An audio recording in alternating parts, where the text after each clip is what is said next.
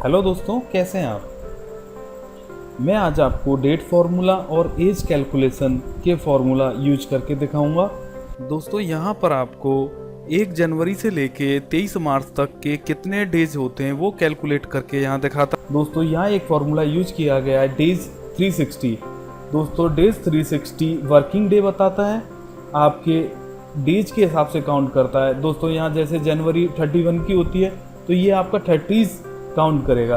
फरवरी दोस्तों आपका 28 और 29 की होती है, ये उसको भी 30 का काउंट करता है। दोस्तों यहाँ ये लोन पेमेंट के लिए यूज किया जाता है। तो दोस्तों यहाँ किस प्रकार से फॉर्मूला यूज होता है, आपको लिखना है डेज 360, ब्रैकेट ओपन करना है, फर्स्ट डेट को सेलेक्ट करना है और सेकंड डेट को सेलेक्ट करना है यानी लास्ट डेट को, कोमा। दोस्तों यहाँ आपको लिखना है ट्रू। दोस्तों ये लिखना कंपलसरी होता है। आप जैसे ही इंटर प्रेस करेंगे तो ये आपको डेज काउंट करके बता देगा। दोस्तों यहाँ इसके बारे में बताया गया, use the function to help compute payment if your accounting system is based on 30 days month. ये महीने के सभी एक साल में 12 मंथ होते हैं, जो 12 मंथ होते हैं उनको 30 डेज के हिसाब से ये काउंट करता है। दोस्तों तो आपने देखा ये फॉर्मूला कैसे वर्क करता है। दोस्तों अब एज कैलकुलेशन के फॉर्मूलों को समझ लेते हैं। दोस्तों एज कैलकुलेशन निकालने के लिए आपको क्या करना है समझिए। यहाँ एक व्यक्ति का नाम है केशव, जिसकी डेट ऑफ बर्थ है। तो आज वो कितने साल का है, कितने महीने का है, कितने दिन का है, ये सब हम कैलकुलेट करेंगे। तो दोस्तों ये हम जो फॉर्मूला लगाएंगे नीचे वो डिलीट कर लेते हैं। तो दोस्तों ये यहाँ पे जो डेट है इसको हम ठीक कर लेते हैं। तो इसको ठीक कैसे करते हैं या इसका फॉर्मेट चेंज कर लेते हैं। तो आपको क्या करना है, यहाँ पर राइट क्लिक करना है और जाना है फॉर्मेट सेल। यहाँ डेट में डेट के अंदर आपको जाना है और दोस्तों यहाँ कई प्रकार की आपको डेट मिल रही है, long date, short date, different types की डेट है। तो आपको इनमें से कोई भी सिलेक्ट कर लीजिए, इनमें से या इनमें से।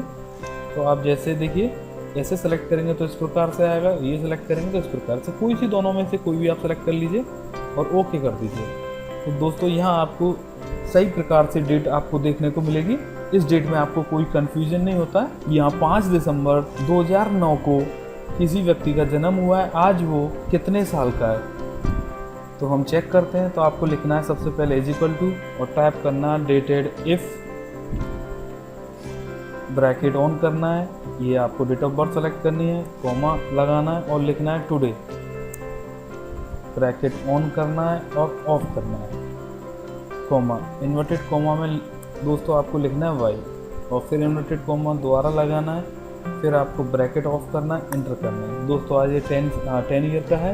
दोस्तों अब मंथ देखना आपको, तो अब फिर आपको दोबारा से लिखना है डेटेड इफ, ब्रैकेट ऑन करना है, डेट सेलेक्ट करनी है, कॉमा टुडे लिखना है आपको, ब्रैकेट ऑन करना है और ऑफ कर देना है, कॉमा लगाना है।